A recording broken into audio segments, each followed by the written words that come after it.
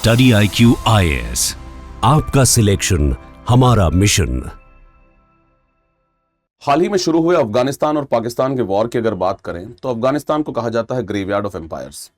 और जिन भी कंट्रीज ने अफगानिस्तान के साथ आज तक वॉर किया है, कोई भी ये वॉर जीत नहीं पाया है, क्योंकि अफगानिस्तान को कहा जाता है ग्रेवयार्ड ऑफ एम्पायर्स। कई बड़े सुपर पावर्स जैसे ब्रिटेन अपने पीक पावर पे, यूएसएसआर कोल्ड वॉर के दौरान और यूएसए 2001 से 2020 के दौरान यहाँ से हार कर भागे हैं।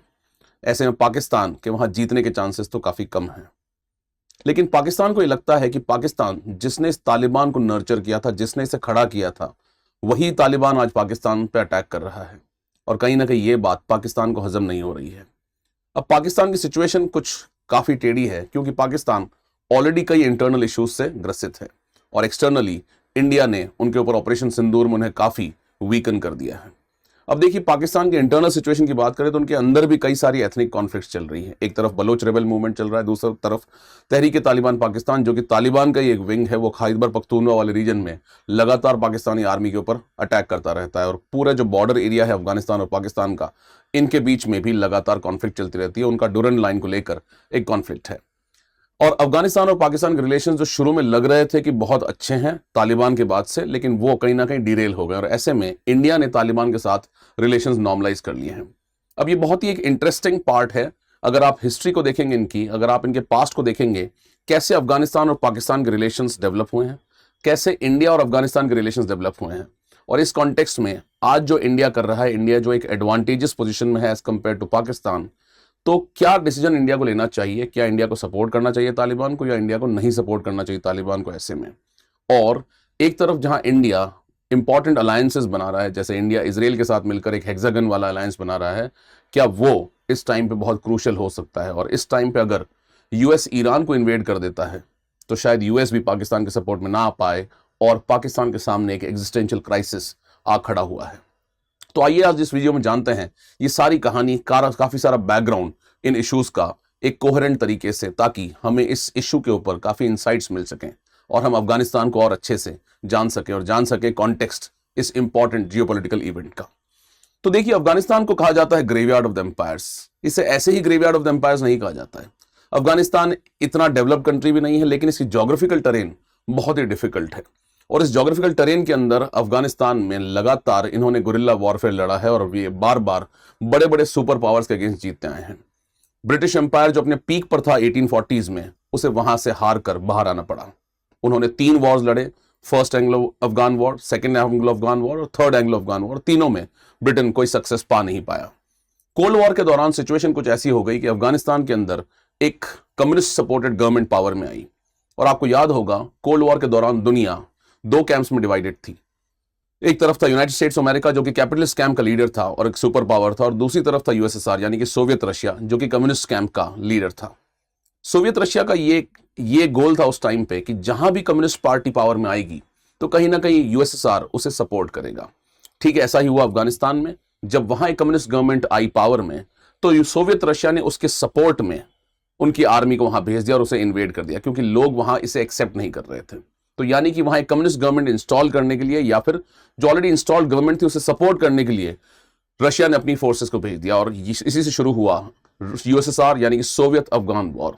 सोवियत अफगान वॉर 1979 में शुरू हुआ, जब रशिया एक बहुत बड़ा सुपर पावर था और लग रहा था शायद ये वॉर बहुत लंबा चलेगा नहीं, लेकिन ये वॉर लगभग 10 साल तक खिंच गया और लास्ट में सोवियत रशिया को वहां से विड्रॉ करना पड़ा। सोवियत रशिया ने जब वहां से विड्रॉ किया तो इतना बुरा हालत हो गया यूएसएसआर का कि अल्टीमेटली यूएसएसआर ही डिसइंटीग्रेट हो गया, क्योंकि उनके इतने ज्यादा रिसोर्सेज इस वॉर के अंदर कंज्यूम हो गए अननेसेसरली। अब सोवियत रशिया अकेला इस वॉर में घुसा था, और ऐसा नहीं कि अफगानिस्तान बहुत पावरफुल था। उस टाइम पे बाकी जियोपॉलिटिकल गेम भी चल रहा था। जैसे यूनाइटेड स्टेट्स अमेरिका, जो दूसरा ओपोनेंट था, वो भी डायरेक्टली यूएसएसआर के सामने लड़ना नहीं चाहता था, लेकिन वो एक प्रॉक्सी वॉर लड़ रहा था। उन्होंने प्रॉक्सी वॉर कैसे लड़ा? इस प्रॉक्सी वॉर में यूनाइटेड स्टेट्स अमेरिका की इंटेलिजेंस एजेंसी सीआईए ने पाकिस्तान की आईएसआई के साथ मिलकर अफगानिस्तान में एक मुजाहिदीन अपराइजिंग हो रही थी अगेंस्ट द यूएसएसआर इन्वेशन। इस मुजाहिदीन अपराइजिंग को यूएस की सीआईए और पाकिस्तान की आईएसआई ने सपोर्ट किया। जब इन लोगों ने इसे सपोर्ट किया तो अल्टीमेटली गुरिल्ला वॉरफेयर लगातार चलता गया। उन्हें पैसे मिलते रहे, उन्हें रिसोर्सेज मिलते रहे, उन्हें आर्म्स एंड इक्विपमेंट्स मिलते रहे, और इसी वजह से कहीं ना कहीं मुजाहिदीन इस वॉर में विजयी प्राप्त, वो जीते इस वॉर को। जब वे इस वॉर को जीते तो मुजाहिदीन के पास बहुत ज्यादा काम था नहीं, अब करें क्या वो यहां से। जब मुजाहिदीन इस वॉर से फ्री हो गए तो इसी में से राइज हुआ अलकायदा का, इसी में से राइज हुआ तालिबान का, और आज जो ग्लोबल टेररिज्म आप देखते हैं वो इन्हीं मुजाहिदीन को ट्रेन जिन्हें यूएस ने किया था आज पूरी दुनिया में फैले हुए हैं। अलकायदा का इराक विंग जो था वो अल्टीमेटली जाकर आईसिस बन गया। लेकिन अगर वापस आए इस कहानी के ऊपर तो अफगानिस्तान में सोवियत को तो हरा के भगा दिया, और 9/11 अटैक जब हुआ यूनाइटेड स्टेट्स ऑफ अमेरिका के वर्ल्ड ट्रेड सेंटर्स पे जो कि ओसामा बिन लादेन ने परपेट्रेट किया था, तो यूएसए ने फिर अफगानिस्तान को इन्वेड किया। जब यूएसए ने अफगानिस्तान को इन्वेड किया 2001 से लगाकर 2020 तक यूएस यहां वॉर लड़ता रहा, लगभग 20 साल, और यूएस एक अकेला सुपर पावर बचा है कोल्ड वॉर के एंड होने के बाद में, और वो भी अफगानिस्तान में वॉर नहीं जीत पाया। यानी कि अफगानिस्तान को ग्रेवयार्ड ऑफ द एम्पायर्स कहना गलत नहीं होगा। अब देखिए, ऐसे में अगर आप यहां की ज्योग्राफी देखें जहां इंडिया, पाकिस्तान और अफगानिस्तान की लोकेशन है, तो पाकिस्तान और अफगानिस्तान बॉर्डर शेयर करते हैं। इंडिया और अफगानिस्तान बॉर्डर शेयर करते हैं, लेकिन एक बहुत छोटा कॉरिडोर है जिसका नाम है वखान कॉरिडोर।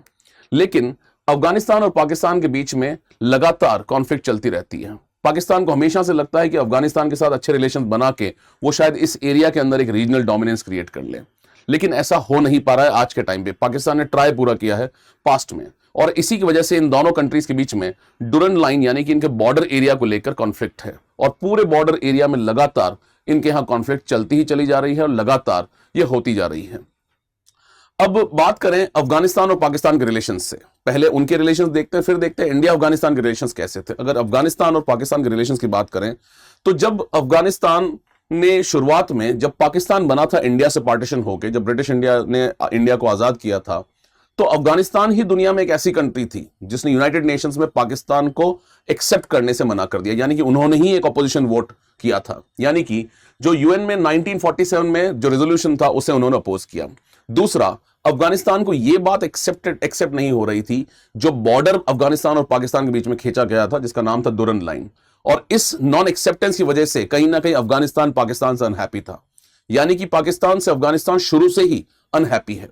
दूसरा, इनके यहां एक एथनिक माइनॉरिटी कम्युनिटी है जिसको बोलते हैं पश्तून्स। जो पश्तून्स हैं वो अफगानिस्तान में भी हैं और वो पश्तून्स पाकिस्तान में भी हैं, और कहीं ना कहीं अफगानिस्तान के उस वक्त के लीडर्स ने पश्तूनिस्तान को सपोर्ट किया था, यानी कि पश्तूनिस्तान बनता जो कि पाकिस्तान के नॉर्थ वेस्टर्न एरियाज को मिलाकर एक कंट्री कार्व आउट करना चाहते थे। इस मूवमेंट को उन्होंने सपोर्ट किया। यानी कि शुरुआत अगर देखें तो अफगानिस्तान की रिलेशंस पाकिस्तान के साथ बहुत अच्छे थे नहीं, लेकिन जैसे जैसे सिचुएशन आगे बढ़ी और जैसे जैसे कोल्ड वॉर पॉलिटिक्स आगे बढ़ी, कोल्ड वॉर में आपको ऑलरेडी मैं बता चुका हूं कि सोवियत ने यानी कि यूएसएसआर ने अफगानिस्तान को इन्वेड किया। जब यूएसएसआर ने अफगानिस्तान को इन्वेड किया तो सिचुएशन कुछ ऐसी हो गई कि पाकिस्तान को लगा कि ये एक अपॉर्चुनिटी है। कैसे ये अपॉर्चुनिटी है? क्योंकि जब सोवियत ने अफगानिस्तान को इन्वेड किया तो वहां पर एक कम्युनिस्ट गवर्नमेंट थी और कम्युनिस्ट गवर्नमेंट के अगेंस्ट एक मुजाहिदीन अपराइजिंग हो रही थी। ऐसे में पाकिस्तान जो कि यूएस का अलाय था कोल्ड वॉर के अंदर, क्योंकि दोनों ने ट्रीटी साइन की थी सियाटो और सेंटो की, तो दोनों की इंटेलिजेंस एजेंसीज आईएसआई और सीआईए ने मिलकर मुजाहिदीन को ट्रेन किया, उन्हें पैसे प्रोवाइड किए और उन्हें आर्म्स एंड इक्विपमेंट्स प्रोवाइड किया, और मुजाहिदीन ने जो गुरिल्ला वॉरफेयर किया उसी की वजह से सोवियत को वहां से खदेड़ भगाया। यानी कि जो कम्युनिस्ट गवर्नमेंट थी उसे तो हटा ही दिया गया और मुजाहिदीन को एम्पावर कर दिया गया, और पाकिस्तान को लगा कि इस सपोर्ट की वजह से हो सकता है कि मुजाहिदीन हमेशा पाकिस्तान को सपोर्ट करें। अब इससे जब आगे बढ़े तो इसी की वजह से जो मुजाहिदीन थे, इन्हीं में से एक फैक्शन बन के आगे बना तालिबान, और इसी में से एक फैक्शन आगे बढ़ के बना अलकायदा। लेकिन अलकायदा जो यहां से बना, जो कि ओसामा बिन लादेन जिसका हेड था, Osama bin Laden led Al Qaeda ने यूनाइटेड स्टेट्स ऑफ अमेरिका पे ही अटैक कर दिया, और इस अटैक को हम सभी जानते हैं, वर्ल्ड ट्रेड सेंटर 9/11 अटैक। जब 9/11 अटैक हुआ तो यूएस ने ग्लोबल वॉर ऑन टेरर शुरू किया, और इस ग्लोबल वॉर ऑन टेरर में यूएस ने अफगानिस्तान को इन्वेड किया। उनका पहला गोल था अलकायदा को डिसमेंटल करना, उसे खत्म करना, और दूसरा तालिबान गवर्नमेंट को पावर से हटाना। जैसे ही यूएस वहां आया उन्होंने तालिबान गवर्नमेंट को वहां से डिथ्रोन किया, लेकिन तालिबान चुपचाप एक गुरिल्ला वॉरफेयर लड़ता रहा। ऐसे में पाकिस्तान ने एक ड्यूअल रोल प्ले किया। क्या ड्यूअल रोल प्ले किया? पाकिस्तान ने एक तरफ तो यूएस के साथ, जो कि उनका एक स्ट्रेटेजिक पार्टनर था, उन्हें सपोर्ट किया, लेकिन दूसरी तरफ इन्होंने तालिबान को भी सपोर्ट करते रहे, उसे भी नर्चर करते रहे। तो यह बात ना तालिबान को पसंद आई ना यूएस को पसंद आई, क्योंकि 10 साल का वॉर खत्म होने के 10 साल गुजरने के बाद में वॉर के यूएस ने अल्टीमेटली ओसामा बिन लादेन को मार गिराया, और वो पाकिस्तान के अबोटाबाद में ही छुपे हुए थे। यानी कि पाकिस्तान एक दोहरा रोल प्ले कर रहा था अफगानिस्तान के केस में। एक तरफ वो तालिबान को सपोर्ट कर रहा था, एक तरफ यूनाइटेड स्टेट्स ऑफ अमेरिका को सपोर्ट कर रहा था, और ये बात दोनों को समझ नहीं आ रही थी। और इसी दौरान तालिबान पाकिस्तान का दोहरा चरित्र यानी कि उनका ड्यूअल रोल समझ चुका था। अब देखिए, जब तालिबान पावर में आया 2021 में, तब अगर आप उस वक्त के टीवी विजुअल्स या मीडिया के सीन्स देखेंगे, तो जब तालिबान गवर्नमेंट अपनी पावर में आ रही थी, यानी कि यूएस जब वहां से विड्रॉ कर रहा था, तो आईएसआई के चीफ उस वक्त काबुल में थे। और ये कहीं ना कहीं सिंबॉलिकली बहुत इंपॉर्टेंट था। क्यों? क्योंकि पाकिस्तान को यह लगता था कि जो अफगानिस्तान उन्हें शुरू से अपोज करता है, वहां पे इस तालिबान को उन्होंने खड़ा करके, और हो सकता है इन्होंने एक प्रो पाकिस्तान गवर्नमेंट इंस्टॉल कर दी है, और ये हमेशा के लिए लॉन्ग टर्म में पाकिस्तान के लिए बहुत हेल्पफुल होगा। इसकी एक डॉक्ट्रिन है, पाकिस्तान क्यों ऐसा करता है इसे भी डिस्कस करेंगे, लेकिन ये पाकिस्तान को लगा कि एक बहुत बड़ी विक्ट्री है। लेकिन जैसे ही तालिबान पावर में आया, तालिबान ने पाकिस्तान के अगेंस्ट इनिशिएटिव शुरू कर दिए। तालिबान का एक विंग है, तालिबान सपोर्टेड एक तहरीक तालिबान ग्रुप है, उसने पाकिस्तान के अंदर कई अटैक्स कंडक्ट किए हैं। और अगर आप देखें तो अभी जो बॉर्डर डिस्प्यूट चल रहे हैं वो उसी का एक्सटेंशन भी है, और कहीं ना कहीं अभी जो डायरेक्ट एस्केलेशन हुआ है वो भी इसी का कंसीक्वेंस है।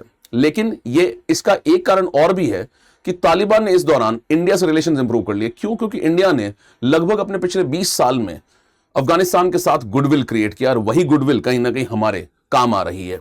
तो इससे जब आगे बढ़े, तो आप अगर अफगानिस्तान पाकिस्तान रिलेशंस को सिंपली अगर आप समराइज करेंगे, तो पहला हुआ पोस्ट पार्टीशन हॉस्टिलिटी, यानी कि उस टाइम पे इन्हें अपोज किया गया, दुरन लाइन को लेकर कॉन्फ्लिक्ट था, और पश्तूनिस्तान मूवमेंट को उन्होंने सपोर्ट किया। अगर कोल्ड वॉर को देखें तो प्रॉक्सी वॉर में पाकिस्तान ने तालिबान को खड़ा किया, उसी तालिबान को पावर में लेकर आया, उसी तालिबान के अगेंस्ट फिर से वॉर लड़ा यूनाइटेड स्टेट्स अमेरिका के साथ मिलकर, और फाइनली वापस से तालिबान गवर्नमेंट जब इंस्टॉल हुई तो उन्हें लगा कि उनका गेम एकदम ठीक चल रहा है। लेकिन पाकिस्तान ने जो ड्यूअल स्ट्रेटजी करी, पहली बार जब पाकिस्तान ने तालिबान को सपोर्ट करा, मुजाहिदीन को सपोर्ट करा, तो पाकिस्तान की एक मिलिट्री डॉक्ट्रिन है जिसे कहा जाता है स्ट्रेटेजिक डेप्थ। स्ट्रेटेजिक डेप्थ क्या है? पाकिस्तान को लगता है कि इन केस इंडिया पाकिस्तान पर अटैक करेगा, तो पाकिस्तान इस अटैक के बाद अगर उनके ऊपर वो अटैक बहुत ही ब्रूटल हुआ, तो वो पाकिस्तान अपनी टेरिटरी से रिट्रीट करके अफगानिस्तान में चला जाएगा, और वहां से एक काउंटर अटैक इंडिया पे करेगा, और कहीं ना कहीं इससे इसका एक रीजनल डोमिनेंस बनने के भी चांसेस है। इसी चीज को दिमाग में रखते हुए उन्होंने सोवियत अफगान वॉर के दौरान मुजाहिदीन को सपोर्ट किया, और उसी में से इन्होंने तालिबान को राइज करवाया। यानी कि इन्होंने नॉर्मली जो अफगानिस्तानी सेक्शन शायद पाकिस्तान सपोर्ट में ना हो, लेकिन तालिबान जो उन्होंने क्रिएट किया, उन्हें लगता था कि उन्हें सपोर्ट करेगा, और यूएस के साथ जो वॉर था उसमें डबल गेम तो इन्होंने खेला ही। और बाद में हम देख रहे हैं करंट डायनेमिक्स में अपन देख रहे हैं कि कैसे इन दोनों के बीच में एक वॉरफेयर चल रहा है। इसी के ऑपोजिट अगर इंडिया अफगानिस्तान के रिलेशंस देखें, तो पाकिस्तान के रिलेशंस में तो काफी ऊपर नीचे होता है, इसी तरह से इंडिया के रिलेशंस में भी ऊपर नीचे होता है। यानी जब अफगानिस्तान के पाकिस्तान से रिलेशन खराब थे, तब उनके रिलेशन इंडिया से अच्छे थे। जब पाकिस्तान और अफगानिस्तान के रिलेशन अच्छे थे, तब उनके रिलेशन इंडिया से खराब थे।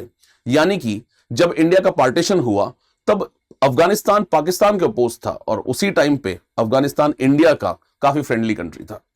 लेकिन जब लेटर पार्ट में जब कम्युनिस्ट गवर्नमेंट वहां पावर में आई, उस जिस कम्युनिस्ट गवर्नमेंट को यूएसएसआर सपोर्ट करने वहां आया था, यूएसएसआर ने इन्वेड किया था, उसी कम्युनिस्ट गवर्नमेंट को वहां इंस्टॉल करने के लिए इंडिया ने इस कम्युनिस्ट गवर्नमेंट को सपोर्ट किया, और पाकिस्तान इस मौके को भुनाकर तालिबान और मुजाहिदीन को सपोर्ट किया। यानी कि India was on the wrong side of that history at that point of time. दूसरा, जब 9/11 अटैक हुआ, तो इंडिया ने फिर से जो डेमोक्रेटिक गवर्नमेंट यूएस ने एस्टैब्लिश की थी उसे सपोर्ट किया, और ऐसे में जो तालिबान था, वो तालिबान इंडिया से कहीं ना कहीं बहुत अच्छे रिलेशंस रख नहीं रहा था। इसका एक और कारण यह भी था कि तालिबान में शुरू से पाकिस्तान का डोमिनेंस बहुत ज्यादा था, और जब 96 में तालिबान की गवर्नमेंट पावर में आई थी, तो उस दौरान इंडिया का एक प्लेन हाईजैक हुआ था, IC-814, और वो प्लेन हाईजैक होकर तालिबान के अंदर कांधार में ही लैंड कराया गया था, और बाद में इंडिया को 3-4 टेररिस्ट वहां छोड़ने पड़े। और इसका आपने इंस्टेंस अभी देखा होगा धुरंधर मूवी के अंदर, कैसे अजीत डोभाल जाते हैं और 2-3 टेररिस्ट को वो हैंड ओवर करके आते हैं। इसके अलावा तालिबान ने कई सारे जो टेररिस्ट ग्रुप्स हैं, जैसे लश्कर-ए-तैयबा, जैश-ए-मोहम्मद, इन्हें भी रेफ्यूज प्रोवाइड की। तो ये सब देखते हुए इंडिया का तालिबान को सपोर्ट कर पाना बहुत मुश्किल था, और इंडिया तालिबान को एक टेररिस्ट ऑर्गेनाइजेशन की तरह ही कंसिडर करता था, क्योंकि इंडिया एक बहुत बड़ा विक्टिम है टेररिज्म का।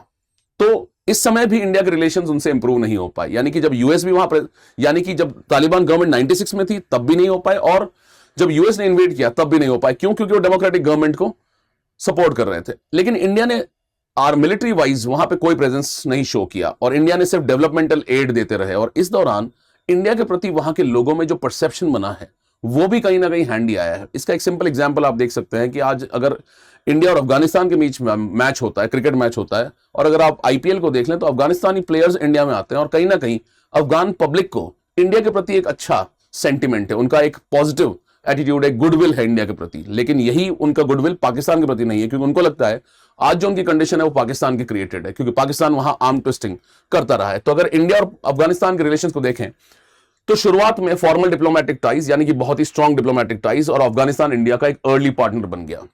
बाद में जब कोल्ड वॉर आया तो इंडिया ने सोवियत लेड कम्युनिस्ट गवर्नमेंट को सपोर्ट किया, लेकिन पाकिस्तान ने मुजाहिदीन को सपोर्ट किया सीआईए की मदद से, और कोल्ड वॉर पॉलिटिक्स में कहीं ना कहीं इंडिया थोड़ा साइडलाइन हो गया। थर्ड फेज जब आया, जब तालिबान गवर्नमेंट पावर में आई, तो इंडिया ने उसे अपोज किया, क्योंकि तालिबान गवर्नमेंट एक टेररिस्ट सपोर्टिंग गवर्नमेंट थी उस टाइम पे, और वो एंटी इंडिया एक्टिविटीज भी कर रहा, तो इंडिया के फेवर में बिल्कुल नहीं था इस सपोर्ट करना।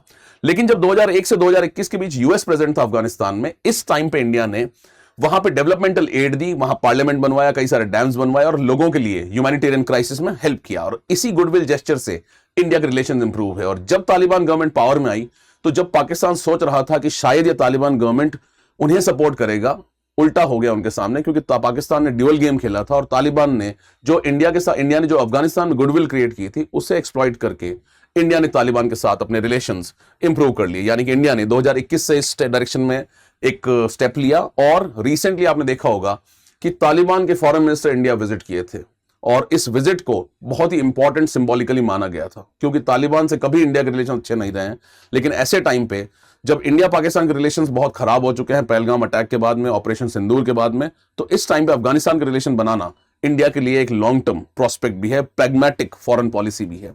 और इसी को मद्देनजर रखते हुए पाकिस्तान तालिबान के फॉरेन मिनिस्टर ने इंडिया को विजिट किया, और बाद में उन्होंने दारुल उलूम को भी विजिट किया। इसका एक सिंबॉलिक इंपॉर्टेंस भी था। सिंबॉलिक इंपॉर्टेंस ये था कि पाकिस्तान बार बार मुस्लिम वर्ल्ड का लीडर अपने आप को प्रोजेक्ट करने की कोशिश करता है, तो इंडिया ने यह प्रोजेक्ट किया कि अफगानिस्तानी लोग जिनके साथ हमारे रिलेशन अच्छे हैं, तो क्यों ना जो अफगानिस्तानी इस्लामिक कम्युनिटीज है उनका इंडियन मुस्लिम्स के साथ में एक रिलेशन इंप्रूव हो, यानी कि वो जो एक एंगल है, उस एंगल से चीजों को ना देखा जाए। तो कुल मिला के काफी इंप्रूवमेंट हो गया। बात करते हैं पाकिस्तान की करंट सिचुएशन की। अब इंडिया के हिसाब से देखें, अगर आप इंडिया की ज्योग्राफी को देखें, तो हमेशा इंडिया के सामने एक टू फ्रंट वॉर का थ्रेट रहता है। टू फ्रंट वॉर यानी कि एक तरफ पाकिस्तान से वॉर, दूसरी तरफ चाइना से वॉर, यानी कि दोनों ने अगर एक साथ इंडिया पर अटैक कर दिया तो ये एक डिफिकल्ट सिचुएशन इंडिया के लिए होगी। लेकिन अगर आप पाकिस्तान की सिचुएशन आज देखेंगे, तो इंडिया ने जो डिप्लोमेटिक गेम खेला है, या इंडिया ने डिप्लोमेटिकली जो तालिबान के साथ रिलेशन इंप्रूव किए हैं, तो कहीं ना कहीं पाकिस्तान के अगेंस्ट एक फोर फ्रंट वॉर खुल सकता है। एक तरफ तालिबान उन पर अटैक कर रहा है, एक तरफ से इंडिया उन पर अटैक कर सकता है, और एक तरफ से इनके अंदर बलोच वाला रेबल मूवमेंट चल ही रहा है, और खैबर पुख्तनवा वाले रीजन से भी इनके यहाँ पे इंसर्जेंसी, जहां पे तहरीक तालिबान पाकिस्तान लगातार पाकिस्तान के ऊपर अटैक कर रहा है। यानी कि जो India two front war scenario को झेल रहा था, इंडिया ने उस टेबल को टर्न कर दिया है, और अब पाकिस्तान हो सकता है कि डबल गेम में फंस जाए। एक तरफ से अफगानिस्तान, एक तरफ से इंडिया, एक तरफ से बलोचिस्तान, और दूसरी तरफ से खैबर पुख्तनवा। तो अगर पाकिस्तान के इंटरनल इश्यूज को देखें, तो इंटरनल इश्यूज की वजह से भी पाकिस्तान बहुत डिस्टेबलाइज्ड है। एक तरफ बलोच रेबल मूवमेंट चल रहा है, दूसरी तरफ सिंध वाली जो कम्युनिटीज हैं वो भी कहीं ना कहीं पंजाबी डोमिनेटेड पाकिस्तानी पॉलिटिक्स से खुश नहीं है। अगर पाकिस्तान का आप एथनिक कंपोजिशन देखें, तो सबसे ज्यादा पॉपुलेशन वहां पंजाबी लोगों की है। उसके अलावा बाकी सारे लोग जो हैं वो माइनॉरिटीज में है, जैसे सिंधीज, बलोच और पश्तून्स और पठान्स, ये सारे लोग माइनॉरिटी में हैं। तो पाकिस्तान की अगर पॉलिटिक्स को देखें, वो पॉलिटिक्स भी कुछ ऐसी है कि वो पॉलिटिक्स और आर्मी दोनों को पंजाब रीजन डोमिनेट करता है, यानी पंजाबी स्पीकिंग पॉपुलेशन हमेशा से उसको डोमिनेट करती आई है। और यही कारण था कि पाकिस्तान पहले भी दो में डिवाइड हो गया था, क्योंकि उन्होंने बंगाली स्पीकिंग पॉपुलेशन जो ईस्ट पाकिस्तान में थी, जो कि आज का बांग्लादेश है, उसे कहीं ना कहीं एक्सेप्ट नहीं किया। जब 1971 में इलेक्शंस हुए 1970s में, तो शेख मुजीबुर रहमान शायद पाकिस्तान के प्राइम मिनिस्टर बन सकते थे, लेकिन ये बात वेस्टर्न पाकिस्तान को, जो कि पंजाब डोमिनेटेड था, उससे ये बात एक्सेप्टेड नहीं थी, और पाकिस्तानी आर्मी ने ईस्ट पाकिस्तान में एट्रोसिटीज कंडक्ट की, और इसी वजह से रेफ्यूजी क्राइसिस हुआ, और इंडिया ने वहां इंटरवीन किया, और फाइनली बांग्लादेश को वहां से आजाद करवा लिया। तो पाकिस्तान जो कि अपनी डाइवर्सिटी को अकोमोडेट नहीं कर पाया है, वही हो सकता है अल्टीमेटली पाकिस्तान के लिए एक एग्जिस्टेंशियल थ्रेट बन जाए। और ऐसे में जब अफगानिस्तान इन ग्रुप्स को सपोर्ट करे, ऐसे में जब अफगानिस्तान पश्तून को सपोर्ट करे, तहरीक तालिबान इन पर अटैक करे, और बलोच रेबल मूवमेंट तो ऑलरेडी चल ही रहा है, और अगर इंडिया इन पर अटैक करता है, तो हो सकता है कि ये एक बहुत बड़ा एग्जिस्टेंशियल थ्रेट बन जाए। तो सवाल ये है कि क्या इंडिया को इन पर अटैक करना चाहिए। अब सिचुएशन कुछ ऐसी बन रही है, अगर आप देखें तो अफगानिस्तान के नेबरहुड में लोकेटेड है कंट्री ईरान, और यूएस और ईरान के रिलेशंस अभी बहुत अच्छे हैं नहीं। इस टाइम पे थ्रेट चल रहा है कि यूएस माइट अटैक ईरान। वो यूनाइटेड स्टेट्स ऑफ अमेरिका जो रिसेंटली लग रहा था कि शायद पाकिस्तान की तरफ टिल्ट कर रहा है, क्योंकि रिसेंटली आपने पिक्चर्स देखे होंगे पाकिस्तानी प्राइम मिनिस्टर शहबाज शरीफ के और जो आसिम मुनीर है वो दोनों व्हाइट हाउस में डोनाल्ड ट्रंप के साथ खड़े नजर आए थे। ऐसी सिचुएशन में हमें कहीं ना कहीं ये लग रहा था कि शायद यूएस पाकिस्तान का फिर से अलाय बन गया है, यानी कि यूएस के इंडिया के रिलेशंस में यूएस ने इंडिया और पाकिस्तान इंडिया के साथ अपने रिलेशंस में पाकिस्तान को भी ये वेटेज देना शुरू कर दिया था, जो शायद नहीं हो रहा था अभी तक। लेकिन फिर से जब ये हो रहा था तो शायद पाकिस्तान को जब इस तरह की वॉर सिचुएशन झेलनी पड़े तो यूएस हो सकता है उन्हें सपोर्ट प्रोवाइड करे। लेकिन अगर उन्होंने अब ईरान को इन्वेड कर दिया तो यूएस शायद पाकिस्तान के सपोर्ट में ना आए। तो सिचुएशन क्या बन रही है, एक तरफ अफगानिस्तान, एक तरफ बलोचिस्तान, एक तरफ खैबर पख्तूनवा, दूसरी तरफ यूएस ईरान में बिजी। और फाइनली अगर इंडिया इस अपॉर्चुनिटी को यूज करता है, क्योंकि ऑलरेडी ऑपरेशन सिंदूर इंडिया ने बंद नहीं किया है। ऑपरेशन सिंदूर में एक ऑपरेशन इंडिया ने कर चुका है, लेकिन ऑफिशियली उससे हमने एंड नहीं किया, यानी कि there is always a possibility of operation Sindoor 2, और वो अभी तक चल ही रहा है, मीनिंग इंडिया इज वेटिंग। तो पहलगाम अटैक के बाद में इंडिया ने काफी सारे टफ डिसीजंस लिए। इंडस वाटर ट्रीटी को अबैंडन कर दिया है, ऑपरेशन सिंदूर में उनके कई एयर बेसिस पर अटैक कर दिया, किस तरह के इंडिया ने अपनी एयरफोर्स की सुप्रीमेसी को प्रोजेक्ट किया, इन सभी से एक स्ट्रॉन्ग मैसेजिंग पाकिस्तान पे जा रही है। और ऐसे टाइम पे जब पाकिस्तान इकोनॉमिकली बहुत वीक हो चुका है तो हो सकता है पाकिस्तान के सामने एक एग्जिस्टेंशियल क्राइसिस आए। तो सवाल ये उठता है कि क्या इंडिया को इस वॉर में तालिबान को सपोर्ट करना चाहिए या डायरेक्टली इन्वॉल्व होना चाहिए पाकिस्तान पर अटैक करके अपने long term diplomatic strategic goals को अचीव करने के लिए। अब देखिए सिचुएशन तो कुछ ऐसी है कि अगर रियलिस्टिक पॉइंट ऑफ व्यू से देखें तो हो सकता है इंडिया पाकिस्तान पर अटैक कर दे, और अगर इंडिया पाकिस्तान पर अटैक करता है तो ये रॉन्ग भी नहीं होगा, एक तरह से ये एक बहुत ही कैलकुलेटेड मूव हो सकता है। पर इंडिया भी जानता है इंडिया अपने आप को एग्रेसर की तरह प्रोजेक्ट करना नहीं चाहता है, लेकिन इनडायरेक्टली हो सकता है वो तालिबान को सपोर्ट कर दे, क्योंकि डिप्लोमेटिक सपोर्ट तो हम तालिबान को दे ही रहे हैं और तालिबान के साथ हमने रिलेशन इंप्रूव कर ही लिए हैं, उनके फॉरेन मिनिस्टर ने भी इंडिया को विजिट किया है। ऐसी सिचुएशन में अगर आप एक और डेवलपमेंट जो पैरेलली हो रहा है उसे देखेंगे, इंडिया इजराइल के साथ में रिलेशंस जो है वो बहुत ही स्ट्रांग है इस टाइम पे, और इंडिया और इजराइल के रिलेशंस जो स्ट्रांग है इस टाइम पे, तो इंडिया ने इजराइल से रिक्वेस्ट की थी कि आप अफगानिस्तान को कुछ एड प्रोवाइड करें, और आज ही नेतन्याहू ने स्टेटमेंट दिया है कि he will provide some aid to Afghanistan. Aid तो शायद on the face it is out in the open, but may be indirectly Israel might be providing and arming Taliban against Pakistan. Why? Because Pakistan was standing as what? An axis of extreme और radical Islam. Pakistan में अंदर terrorist organisations कई सारी operate करती हैं। पाकिस्तान और Turkey कहीं ना कहीं रेडिकल इस्लाम के एक एक्सिस को बनाने की कोशिश कर रहे हैं, और दूसरी तरफ इजराइल इस बात से नाखुश है क्योंकि already Israel is at the receiving end of the radical Islamic terrorism. और ऐसी सिचुएशन में इजराइल, आपको याद होगा कि जब ये वॉर हो रहा है, जब ईरान का वॉर शायद 1-2 दिन में शुरू हो सकता है, इसी टाइम पे इंडियन प्राइम मिनिस्टर ने इजराइल को विजिट किया है। तो ये सिंबॉलिकली बहुत इंपॉर्टेंट है, और इंडिया एक हेक्सागन अलायंस बना रहा है इजराइल के साथ मिलकर। इजराइल के प्राइम मिनिस्टर नेतन्याहू ने ये डिक्लेयर किया है कि वो एक हेक्सागन अलायंस बनाएंगे, और इस हेक्सागन अलायंस में इंडिया मेंबर होगा, इजराइल मेंबर होगा, सिप्रस और ग्रीस मेंबर्स होंगे। और सिप्रस और ग्रीस को आप देखेंगे ये टर्की के अगेंस्ट है, यानी कि ये एक एक्सिस एंटी रेडिकल इस्लाम बन के सामने आ रहा है। और जो अलाइनमेंट्स यहां हो रहे हैं वो काफी रियलिस्टिक तरीके से हो रहे हैं, और ये शायद लॉन्ग टर्म में पाकिस्तान को एकदम कॉर्नर कर दे। ऐसी सिचुएशन में अगर हमने जो पूरी कहानी सुनी, ये कहानी जो हमने सुनी कि Afghanistan is the graveyard of the empires, Britain वहां हारा, रशिया वहां हारा, यूनाइटेड स्टेट्स ऑफ अमेरिका वहां हारा, और ऐसे में पाकिस्तान जब इस वॉर को कर रहा है तो पाकिस्तान क्या इस वॉर को जीत पाएगा? क्योंकि शायद सेंटिमेंट्स को देखें या ऑड्स को देखें तो odds are not in favour of Pakistan, because there is no partner with Pakistan right now who will come to support Pakistan, and already the axes are brewing up which are going to counter the Pakistan and Turkey alliance which is growing up in this area. आपको क्या लगता है? आप भी इस बारे में comment करके हमें बताएं कि क्या आपका पॉइंट ऑफ व्यू है कि क्या ऐसा सिचुएशन यहां पे होगा। और एक और अगर चीज को अपन इसमें देखें कि पाकिस्तान के सामने हमेशा से एक एग्जिस्टेंशियल क्राइसिस रहा है, अगर वो इंटरनल डिस्प्यूट्स को अपनी सेटल नहीं करेंगे तो ये भी उनके लिए लॉन्ग टर्म में प्रॉब्लमैटिक हो जाएगा। ऑफ कोर्स इंडिया के पॉइंट ऑफ व्यू से तो ये बहुत अच्छा है कि वहां पे इंटरनल इश्यूज चलते रहें, इकोनॉमिकली वो ब्लीड करता रहे, लेकिन उसकी डिस्टेबलाइजेशन का इंपैक्ट चारों तरफ पड़ ही सकता है, क्योंकि अफगानिस्तान में ऑलरेडी इंस्टेबिलिटी है और यहां पे भी इंस्टेबिलिटी है पाकिस्तान के अंदर, और यहां से शायद ये स्प्रेड कर इंडिया के वेस्टर्न बॉर्डर्स पे ना जाए। इंडिया ने हालांकि अपने वेस्टर्न बॉर्डर्स को काफी सिक्योर कर भी लिया है, लेकिन हो सकता है सिचुएशन कुछ ऐसी बन जाए। तो इस सभी में यह बात सामने आती है कि पाकिस्तान को डेफिनेटली एक एग्जिस्टेंशियल थ्रेट तो है ही, और अगर ऐसे में ये सिचुएशन और एस्केलेट होती है तो it will definitely be a very difficult situation for Pakistan. My name is Mangal Singh. I teach anthropology. These are my Telegram channels and Instagram handles. The course is going on. The course has just been launched. Course अभी launch हुआ. Use MSc Live to get the best of the discounts. Thank you so much. Study IQ IAS. आपका selection हमारा mission.